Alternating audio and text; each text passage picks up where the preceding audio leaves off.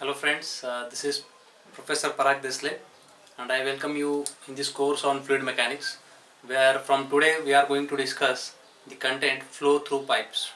As you can see on the board that I have written some content of the lecture series from today on flow through pipes. So we can see that this topic I'll particularly take 6 lectures to complete this. So the lecture 1 will be up on types of losses and Darcy-Weisbach energy equation and its derivation. Lecture 2 will be on pipes in series and pipes in parallel, equivalent pipe and power transmission. Lecture 3 will be on Moody's chart, its use, how to use the Moody's chart. And lecture 4 will be on siphon, and then lecture 5 and 6 I'll cover numericals over this particular topic. So if you have not subscribed my channel, please subscribe for getting the notification about these incoming lectures. So from today we'll start on lecture number 1, that will be types of losses and deriving the Darcy-Weisbach the loss equation. So let us start with the types of losses. So as we know that if there is any pipe flow, during that pipe flow there is a loss of energy, and that is the topic of today's discussion, that how many types of losses are there. So types of losses in pipe flow.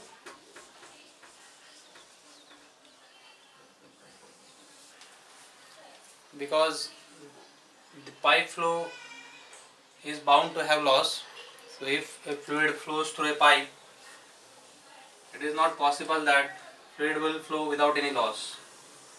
So whatever the energy at the inlet of the pipe will never reach at the exit of the pipe. So there will be some loss during this transmission, and how to compute that loss and what are the types of losses, that we'll discuss today. Because this is very important application of fluid mechanics, where there is a flow distribution through pipes, like water distribution system of a city. From some central tank, the water is distributed to the household applications. So for that purpose we use pipe network, or for in any industry, if you observe, there is a pipe network to distribute the fluid from one location to other location. So if we are unable, if you are able to compute what will be the loss, then accordingly we can design the pumping system, because to move the fluid from one place to other place, pumping system is required. So to design that pumping system, it is very important to understand about what are the losses during the piping network. So there are two types of losses, one is major loss and other is minor loss. The classification of these losses are broadly minor losses and major losses. So firstly we will make the difference between them, what is meant by minor, why to call it minor, and why to call this as major loss. So that we'll discuss now. So minor losses indicates that they will be less, and major losses name indicates that they will be huge. So there it is correct, because minor losses are something because of fittings, very important. That is purely because of presence of fittings. Now what is mean by fittings? This term is in piping network. The fitting is generally like there will be a bend, elbow. Bend is generally 90 degree without any turning radius, and the same is elbow. It also turns the flow by 90 degree, but there is a turning radius. Like bend turns the flow by 90 degree but without any turning radius. And what is the elbow? It is same, purpose is same, but it has turning radius, like it will allow the flow to turn smoothly. So that is called as elbow. Then the bend, elbow, wall, like sudden expansion, sudden contraction, some obstacle. Yes, so these some entry losses are there, some exit losses are there. So these are called as, generally called as fittings. So instead of describing this everything now, I'll call these all as fittings. So if the piping network constitutes the fittings like this, and if the loss is taking place during these fittings, that losses are counted under minor losses. And what are major losses? If there is a straight pipe section, the losses occurring in a straight pipe section without any fitting, without any change in cross section. If the straight pipe network is there, in this straight pipe network from this to this, how much is the loss? That loss is called as major loss, and this is because of pipe friction, surface roughness and viscosity. So because of these things, the pressure will drop from this to this, the energy will get reduced, and that loss is called as major loss. Now why it is called as major loss?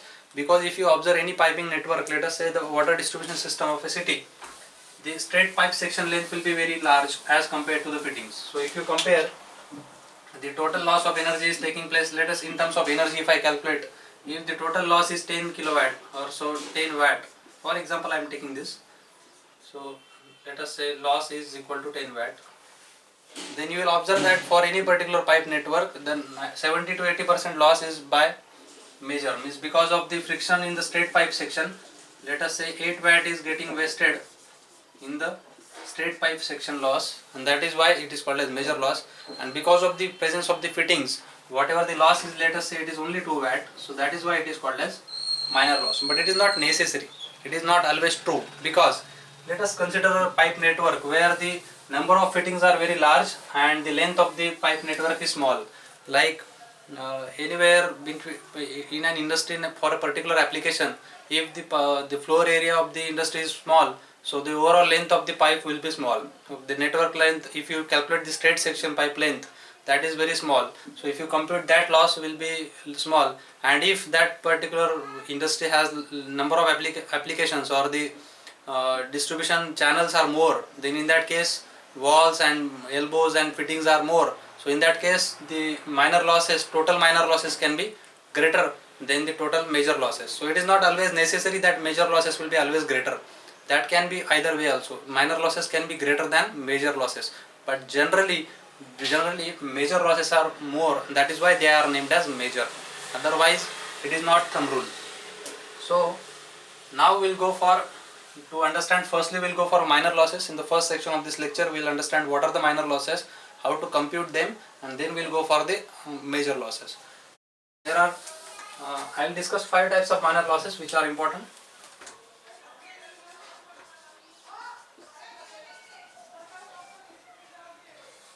So if you observe, minor losses are of 5 types. First is loss due to bend or elbow. These all losses are because of flow separation, particularly it is because of flow separation generally. How they are expressed? They are expressed in terms of some, so let us say H loss. Now whatever the losses will express, we will not express them in watt, we are going to express them in meter of that water column or meter of that liquid column. So as I expressed, we will convert that energy into the meter. So that is denoted with H loss. H is what? Meter of that energy. And if it is loss, then H loss can be expressed as whatever the velocity head it has. How much is the velocity head? V square by 2g. How we obtain this?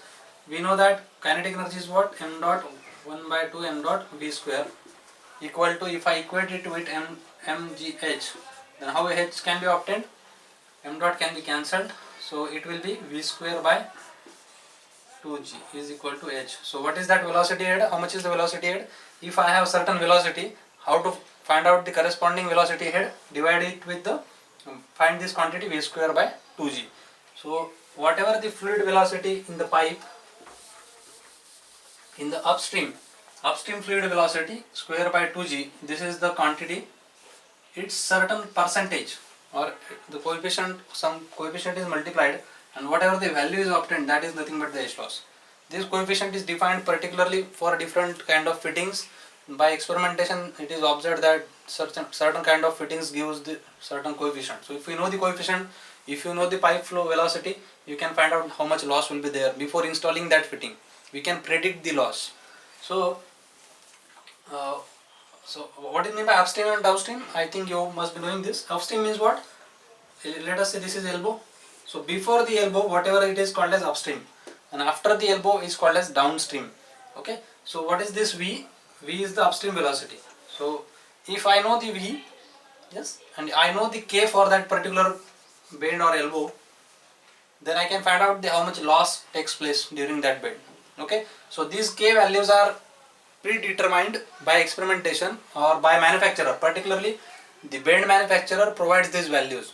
Okay. So the fitting manufacturer's task is to find out these values. They make the experimentation on their particular fittings, and they provide with the manual that if this is the fitting, this should be the loss. Okay. So this experimentation is already done.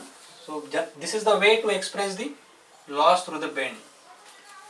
So if I express you why the loss will take place, if you see the flow physics, I can express you that let us say there is a bend of 45 degree only. The fluid is turned in 45 degree. As I have said that what is minor loss? It is the loss taking place because of change in direction of the flow or change in cross section area of the flow, because of presence of fittings. So these are the ways by which you can define the minor losses. These are the losses which because of presence of the fittings, if the change in direction of the fluid takes place or change in cross section of the fluid takes place, the loss takes place, and that loss is called as minor loss. And what is the major loss? It is the loss taking place because of the friction occurring in the straight section of the pipe, not changing cross section, not changing the velocity. So let us say that there is a change in direction by 45 degree. The fluid is changing its direction by 45 degrees. So if you observe carefully, I will magnify the diagram to show the streamlines.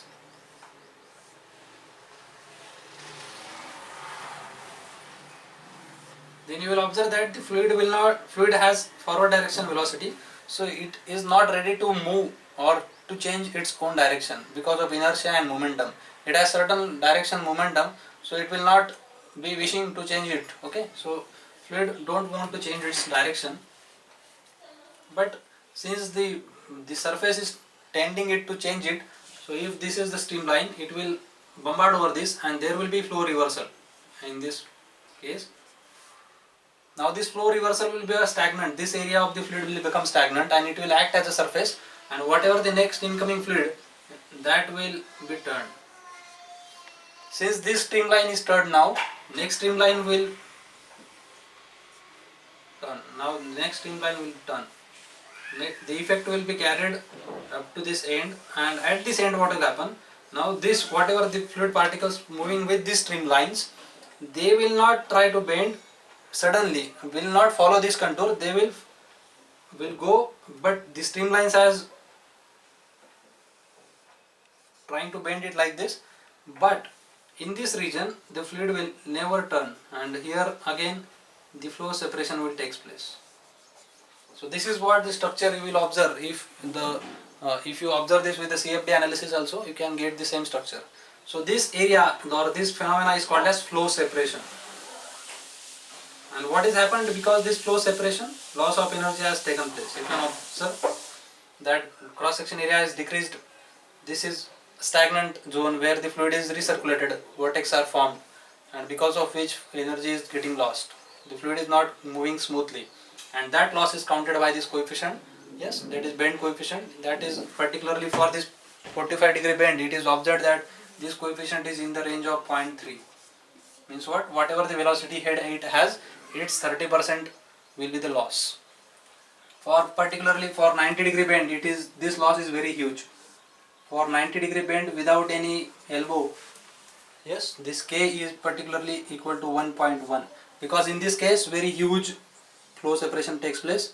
So here is the flow reversal. In this area there will be flow reversal. Okay, so that is why very huge amount of flow separation takes place, and K is equal to how much? 1.1. If you want to reduce this K, reducing K means what? Reducing the loss. So if I want to reduce this K, you can put a bend arc to the pipe. So with the help of elbow you can make a flow channelized, so to reduce the flow separation, but you cannot still reduce it 100%, but the losses can be minimized. So still this area is there where there will be flow separation, but that is less compared with the complete 90 degree bend. So in this case, if it is elbow, K is in the range of 0.4. Okay, so 40% loss will be there with respect to this velocity head. Yes, then if you there are some other ways like putting the vanes into this elbow. If some channelized flow is there, so if you put fixed vanes like this, so these vanes will avoid this flow separation. So these are the solid vanes in the bend. So fitting is manufactured like this, where the fitting is equipped with the solid vanes which are fixed but which are of the same streamline shape. So the flow will be guided properly and this loss can be reduced. K can be reduced by using the diffuser vanes. Okay. So now this is first case, first bend by which we can find out the K loss. Generally this is in the range of 0.2 to 0.8, 1.1 is also there for 90-degree bend. So it depends on bend and the type of the surface used for the bend. This is generally provided by the bend or fitting manufacturer. Okay. So now second bend, second type of fitting will go, that is sudden expansion. Because in pipe network these fittings are inherent part. Without the fittings you cannot construct a complete pipe network as per requirement of the application. So second is sudden expansion or enlargement. You can say this enlargement or expansion means what? Certain pipe diameter is there, fluid is flowing through that, and applications needs that diameter has to be increased. Depends on the further application. So in that case we need to use a fitting where this fitting will now couple these two pipes of different diameters. So this is a higher diameter pipe, this is lower diameter pipe. I want to connect them. How to connect them? With the fitting. Yes. So in that case what is happening? The flow is coming with certain diameter and suddenly area of cross section has increased. So what is minor loss? As I have explained the definition, it is the loss taking place because of direction change or area change. Change in direction of the velocity or change in cross section area of the flow. If both happens, then whatever the loss is taking place, that is counted under minor loss. So here what is happening? Direction is same but the cross section area is suddenly changing, and because of that sudden change in cross section area, again loss of energy will take place. How? If you observe the flow, the streamlines are like this up to this point. Now suddenly what will happen? The streamlines will get expanded.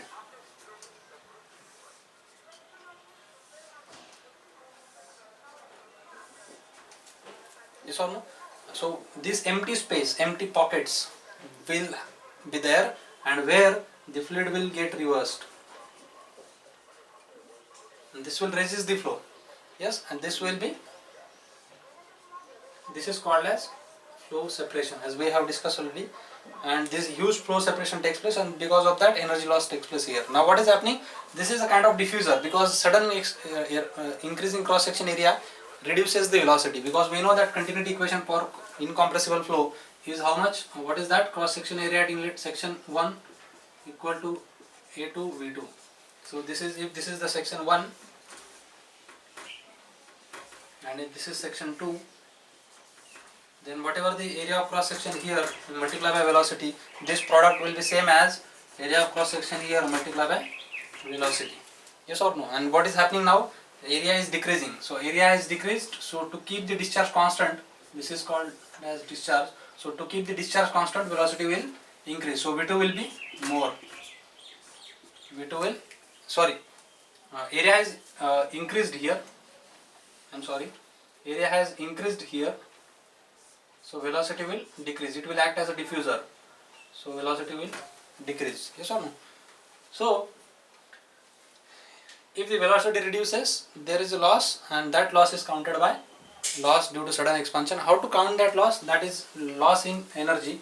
So that is H loss can be obtained as V2, V1 is the higher. So V1 minus V2 bracket square upon 2G. So there is small derivation for this formula. I am going to skip that because that is not relevant for many of the courses. The small derivation is there, how to find out this loss, how to derive this loss. So this is the value of that, final value is that V1 minus V2 bracket square upon 2G. So if you, with the help of this formula, you can find out how much is the H loss. If sometimes area, this can be again derived with the help of this formula. If you put the V2 as, what is V2? It is A1 V1 upon A2. If I modify this formula, then it is V1 minus, what is V2? It is A1 V1 upon A2. A1 V1 upon A2. This is with continuity equation divided by 2G. So this formula can be modified as, if I take the V1 constant, V1 square can be taken constant. So V1 square upon 2G and in bracket you can write down, that is what, 1 minus a1 square upon, sorry, a1 by a2 bracket square. So this is what the formula is. By this formula also you can, if you only know the v1, if you only know v1, with that value you can find out v2 and use this formula. This is one way. Or you, if you know that v1, use this formula and you can get the H loss. So this is the way we compute the head loss in the sudden expansion. I hope it is clear. Now we'll go for the next third part, that is sudden contraction. The reverse case of this is sudden contraction.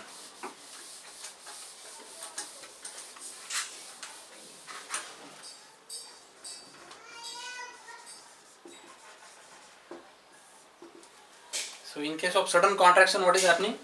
The pipe diameter at the inlet is larger, and if it is required to reduce the diameter in the piping network, if such a situation is there where we need to decrease the pipe diameter, then that is sudden contraction. So this is, let us say, V1, this is V2. Now here V2 will increase because the area is decreased. So discharge is what? A1 V1 equal to A2 V2 for incompressible flow. So in that case, what is happening now? Area is decreasing, so that is why velocity will increase. So if velocity is increasing, still there is a loss because the flow will go like this. So if you observe here, very important part, that if the flow goes like this, the streamlines will follow this contour and their area will go on decreasing, the flow area will go on decreasing, and it will become minimum, and later again it will recover the flow. So this is how the physically flow will be there. You can visualize this with any software also, model the structure, and you can get this visualization with the help of any CFD softwares. So if you observe, the flow area goes on decreasing, it becomes minimum, and again it increases, and this section where the area, flow area is minimum, is called as vena contracta. Let us say section CC, it is called as vena contracta. This also happens in case of orifice. Let us say there is a tank, and at the bottom of the tank there is an opening. When the flow comes out of this opening, again the same fluid does not want to turn, so the area goes on decreasing, and then again flow jet diameter again recovers the diameter. So the minimum area where the diameter is minimum, that section is called as vena contracta. So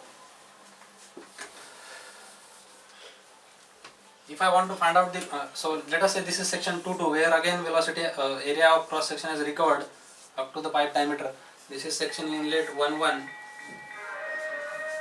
So in this case, the loss, to obtain the loss, it is dependent on velocity. Higher velocity is generally taken for computing the losses. So H loss can be obtained as some coefficient into V2 square upon 2G. Now what is this coefficient? It is generally taken as 0.5. It is generally taken as 0.5 times V2 square upon 2G. This can be written in terms of, if we know the coefficient of contraction Cc, this vena contracta has some value called coefficient of contraction, which gives the idea about loss due to this contraction. So if that is known, the same formula can be written as 1 upon Cc minus 1 square into V2 square upon 2G. Now what is Cc? Cc is what? Area of vena contracta upon A2. Area of vena contracta upon the A2 is called as coefficient of contraction. If this is known, you can put this value here and you can get that coefficient. It is generally in the range of 0.4 to 0.6. So that is, if it is not known, you can take it as 0.5. So it is very simple. It is again, every loss is k times some velocity head. It may be, velocity head may be either upstream or downstream. It depends on type of flow. Like this is case where the velocity downstream is larger, so it is expressed in terms of downstream head times k. And how the k is obtained? That is obtained with this formula, or you can roughly take as 0.5 if it is not known. Cc is not known, then you can take 0.5. For particular university examinations, for examination purpose only, I can discuss that generally Cc is not given, so you can directly take this value as 0.5 times V2 square by 2g. Okay, so this is how we calculate the loss due to sudden contraction.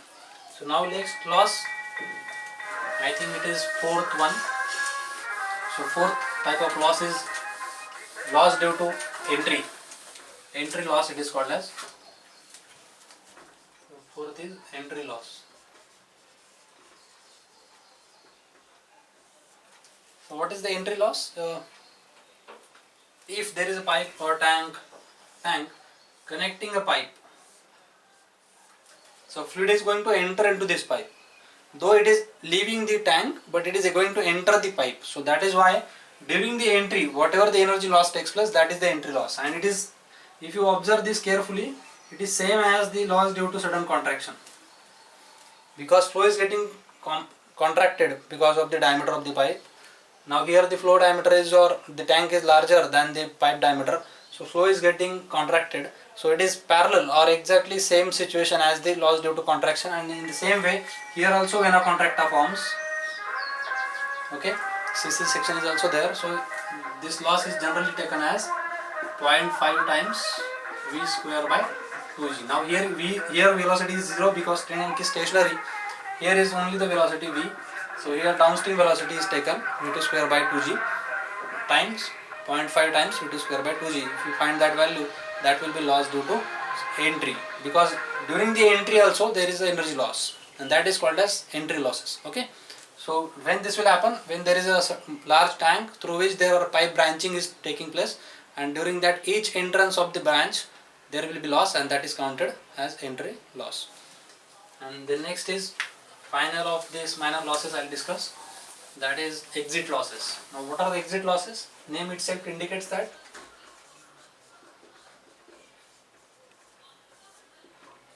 If this is a pipe network and this is the end section of the pipe where the pipe network is going to end, it may end into the some other tank, it may open to the atmosphere discharging some jet.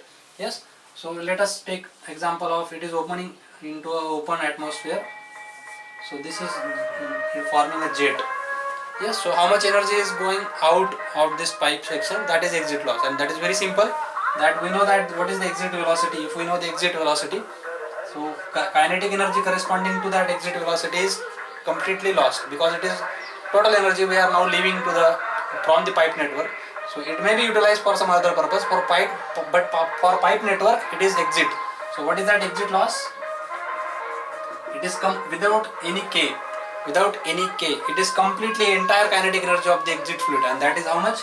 V exit square upon 2g. So this is how we calculate the exit losses. That is exactly equal to the kinetic energy of the leaving fluid, because here we need not to take any coefficient, because 100% energy is going to be wasted, 100% kinetic energy is going to be left through the pipe. So for pipe network it is lost. So the loss of energy due to the exits, whatever the pipe network exits will be there, energy will go out of that pipe networks, and that energy is counted as exit loss, and that is V square by 2g. So if I summarize the today's session about minor losses, so there are 5 types of losses we have seen. First one was bends, and that is nothing but H loss is computed for bends as K times V square by 2g. It is upstream velocity V1 square by 2g. K generally ranges from 0.2 to 1.1. Yes, depends on fitting. We cannot say that this ranges from here to here. It depends on fitting and manufacturer and surface roughness of that bend. Then second was sudden enlargement or expansion. For that purpose we use formula as V1 minus V2 bracket square upon 2g. This is the formula for sudden expansion. Then for third one was sudden contraction. H loss is generally 0.5 times V square by V2 square by 2g. Yes, or Cc Kc you can find out as 1 upon Cc minus 1 bracket square. And fourth one was sudden entry losses.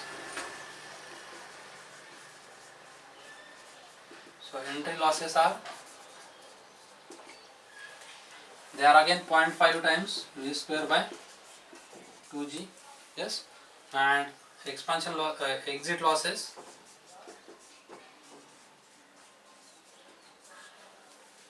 entry loss and sudden contraction, both are the same situations. So here we use 0.5, okay, and exit loss is directly kinetic energy corresponding to exit fluid is V exit square upon 2G. So that is how we calculate the minor losses. So I hope you understood this. Now we'll go for major losses. Now we'll go for major losses. As we know that major losses are because of the straight section of the pipe. The friction in the straight section of the pipe contributes to the major losses that are computed by the equation called as Darcy-Weisbach equation. This was the scientist who derived this equation, and uh, in many of the university examinations the derivation of this equation is also asked. So to derive this equation, we will first take a section of a pipe where separated by length L. So this is section 1.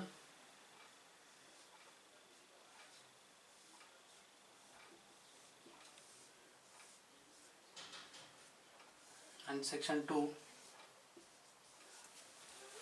So, and if the section is separated by a distance L, and if the diameter of pipe is D, flow density is rho, what are the other properties may be? Let us say the pressure at the inlet is P1 and the pressure at the exit at section 2 is P2. Yes, then we can apply the Darcy-Weisbach, Bernoulli's equation across this section 1 to 2 as we know that the Bernoulli's equation can be applied for a steady flow.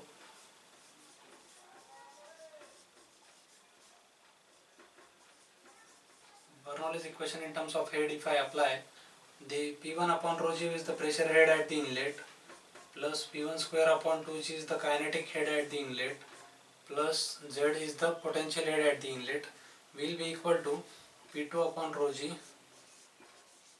plus V2 square upon 2g kinetic head plus potential head at exit plus HF. This is the frictional head loss from section 1 to section 2 that I want to compute.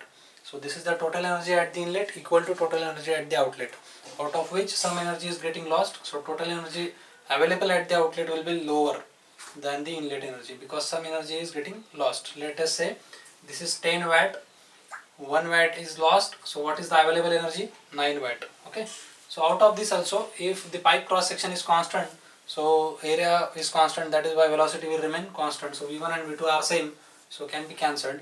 If the pipe is horizontal and the datum is taken at the axis of the pipe, Z1 and Z2 will be same, so in that case Z1 and Z2 can be cancelled. So if you observe that HF can be obtained as this P2 will to go to other side as minus P2, so P1 minus P2 upon rho g becomes HF.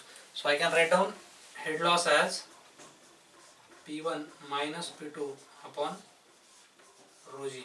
So this is the expression where we can find out if we know the pressure at the inlet, pressure at the exit or the section 2, the difference of the pressure divided by rho g can give you the head loss. So that is sufficient actually, but for this purpose we will have to apply the pressure gauges at the two sections. So if you apply the pressure gauges at the two sections, get the value of pressure gauges, take the difference divided with the rho g, you will get the HF. But this is not possible for every case. You cannot modify the existing pressure system, piping system. If the existing piping system is there and if you want to calculate the loss, by this method what you will have to do, you have to install the pressure gauges at that sections wherever between which you want to find out the major loss and get the values of that pressure readings, and then you can compute this. This is not possible in every case. We cannot modify the existing piping system. Or in other way, if you want to compute the loss before installing the piping system, if I want to design a piping system where I want to compute that what could be the loss if this is the length of the pipe, if this is the type of the pipe, surface roughness is this is the velocity, this is the density. If I know the values of this and I want to compute what could be the predicted loss, then this method is not possible, because in that case you cannot install the pressure gauges because the system is not there. So to predict or to design a system, this equation is useless. So we have to convert this equation in terms of some values or some terms, some parameters which are known to us. What are the parameters that we will be knowing to us? Because the length of the piping network can be known before the installation, because we know that this is the start application, this is the end where I want to distribute the liquid. So I know the length of that network, I know the diameter of the pipe I am going to use, I can decide them, I can decide the type of the surface roughness, yes, material selection. So based on these parameters, if I want to convert this is the derivation. Okay, so what we'll do now in this derivation, we'll convert this P1 minus P2 term in some terms which we can measure or we know before installing that. And what are that terms? That is length, density, diameter, and some particular factor defined by this Darcy. So that we'll see now. So how to convert this, let us discuss. So I expect that you should have a notebook with you. You must have noted down this. So once you have written this, I can rub it. So you pause the video, note down this, and name this as equation number 1. So what is that equation number 1? H1 equal to P1 minus P2 upon rho G. Number this as 1. Now we'll modify this P1 minus P2 in terms of length, diameter, and density. So how to modify that? So for that purpose, I'll apply the net force. So if I see, the net pressure force will be equal to net resisting force for the steady flow. So for net pressure force equal to net pressure force will be equal to net frictional force or resisting force.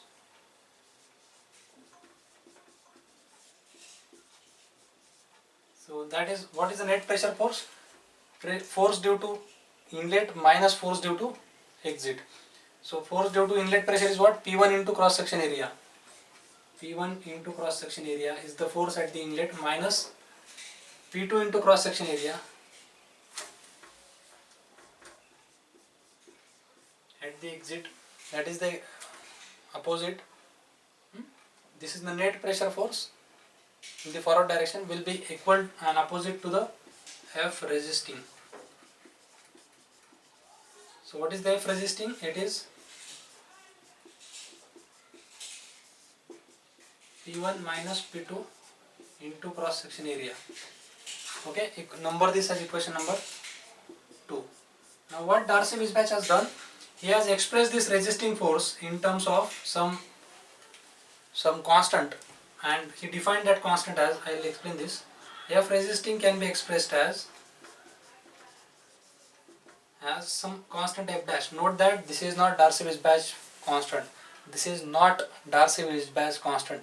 This is the some constant he has defined during the derivation. For the purpose of derivation, he has defined some constant. What is this? It is the resisting force per unit area per unit velocity. What is this constant is? F dash is resisting force per unit area per unit velocity. So if this constant is defined multiplied with the area of weighted surface, this is the resisting force per unit surface area. He has defined this constant as resisting force per unit surface area, means what? Pi d into L, that is weighted area. Pi d into L into, if I make it velocity square, it will give you the resisting force. What the constant dimensions he has decided, that if it is multiplied with area and velocity square, it will give you the unit of force. It is his definition. This does not have any reason. He has just modified this. At the end, he will get that why he has done that. Okay. So now if I equate these two, let us say I'll equate this as equation number 3 and equate F resisting as, this is the by the definition of pressure for steady force balance, and this is by his own definition. He has defined this constant. So if I compare this P1 minus P2 into AC cross section area equal to F dash into surface area into velocity square. So if I find out P1 minus P2 from here, so what is that? P1 minus P2 is equal to F dash into weighted area into velocity square upon cross section area. So this is how he has defined this P1 minus P2. Now we will insert this P1 minus P2 in equation number 1. So write down this once it is complete. Now I will rub this. Pause the video.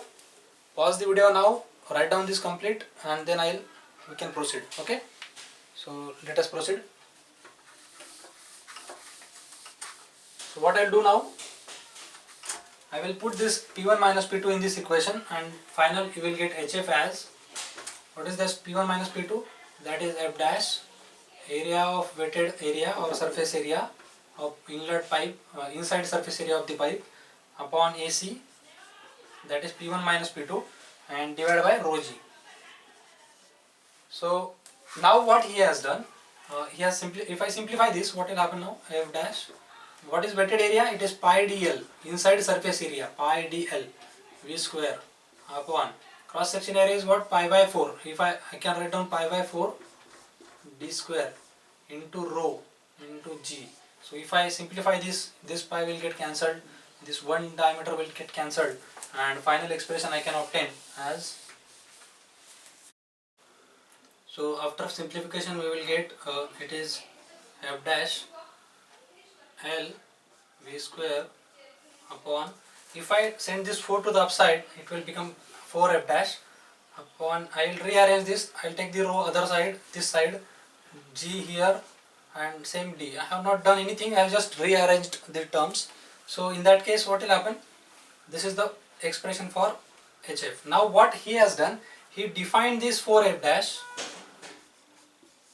upon rho as f upon 2, and this is friction factor or Darcy-Weisbach friction factor. So if I use this expression here, the final expression for HF will become f, this has become f by 2, so it is f by 2 L v square upon, remaining terms are as it is GD. So it becomes FL v square upon 2 GD. This is the final expression for friction loss. Darcy-Weisbach equation of friction loss, that is FL v square upon 2 GD. What is this F then? Where he has defined the F as Darcy-Weisbach friction factor, and it depends on type of flow and surface roughness. So what he has now, if you observe the final expression, you can observe that it depends on length of the pipe, velocity, diameter and F. So number of experimentations we can do where we can vary the length of the pipe, we can vary the velocity and diameter and determine the friction factor constant for during the experimentation by obtaining this HF with the help of pressure gauges. Obtain the how to determine this F? It is determined by numerous experimentation. What was the experimentation? They created a setup where the pressure gauges are available by which we can find out HF. So with the help of pressure gauges you can find out HF as P1 minus P2 upon rho g. With the pressure gauges value you obtain the HF for different values of length, velocity, diameter and roughness. And then he decided, prepared a chart table where they listed the values of F for different surfaces. And once these values are known now, if you know the velocity, length and diameter, you can compute the loss for your pipe without installing the pipe. So this was the homework they have already done. The values of the Darcy-Weisbach friction factors are available for different pipe materials for different types of flows. That is dependent on type. It depends on type of flow also. So I can discuss this as this friction factor can be obtained. Now onwards, if I want to find out the friction factors, it is already available. If I want to obtain it for the laminar flow, it is very easy. You just have to use this correlation 64 upon Re. So this homework Darcy-Weisbach has already done. What he has derived that if you want to find out this friction factor, just divide the 64 with your Reynolds number, you will get the value. This was by experimentation. This is correlation, and this is for laminar flow only, because in laminar flow it does not depend on pipe, okay, but for turbulent flow it depends on pipe, and that is why it can be obtained with help of Moody chart. For turbulent flow, in Moody chart it is the function of F is the function of Reynolds number and surface roughness. So if you know the value of surface roughness, if you know the value of Reynolds number, you will get the friction factor. Okay, so this chart is already done by this experimentation. Lot of experimentation was done and it was plotted graphically, and that is the graphical representation of that the chart is known as Moody's. This was done by the scientist Moody, and with the honor of him, the name is given as Moody chart. This will be going to be covered into the further lectures, so you can subscribe the channel to get that also. So that is how this expression works to compute the loss of energy due to friction, where the F is the Darcy-Weisbach friction factor. You can express later on, after a few years, 2 to 3 years after the derivation of this equation. Fanning was the scientist who came into picture, and he derived the his own friction factor as F is equal to 4CF, where CF is what? CF is Fanning friction factor. The name of his friction factor is defined called Fanning friction factor or coefficient of friction. This is also called as coefficient of friction. So what is the relation between them? Coefficient of friction multiplied by 4 gives you the Fanning friction factor. Gives you the Darcy-Weisbach friction factor. So you can modify this equation as 4FL square upon 2GD. This can also be written as 4FL square upon 4CFL square upon 2GD. Some books also refer this kind of equations, but I suggest you to use this standard equation. If in numerical CF is given, like Fanning friction factor is mentioned, then multiply it with 4 and get the F, and then use this equation. Yes, if the coefficient of friction is given, multiply it with 4, get the Darcy-Weisbach friction factor, and use this equation instead of remembering two equations. Okay, remember the standard equation, and you can get the F from CF by F equal to 4CF. Yes, in most of the numericals you will be given with the F. No need to use these equations, but you must know what are they. Okay, for the future subjects. And we are going to see what is Moody's chart. So there we'll find out how to find out the F. So thank you very much. This is the way by which we can find out the friction loss in the straight pipes, where it is seen that it depends on the length of the pipe. If the length of the pipe in kilometers, this loss is huge. Okay, it depends on velocity. This is directly proportional. So large length pipe gives the more loss. High velocity flow gives the more loss. In the same way, small diameter. If the diameter of the pipe is small, in that case loss is more. If the diameter increases, loss decreases, because the surface involvement decreases. So that is how this Darcy-Weisbach equation is derived, and that is how we learn the major losses. Thank you very much. If you have any kind of queries, you can ask me anytime. In comment section you can post me the comments, I will answer that. If you want to have this lecture series in continuation, subscribe the channel and click the bell icon to get the notification about the future lectures. I am going to cover the entire syllabus of the fluid mechanics from now, so it will be better to subscribe the channel. Thank you very much. If you have any kind of suggestions, you can comment me, I will improve. Thank you.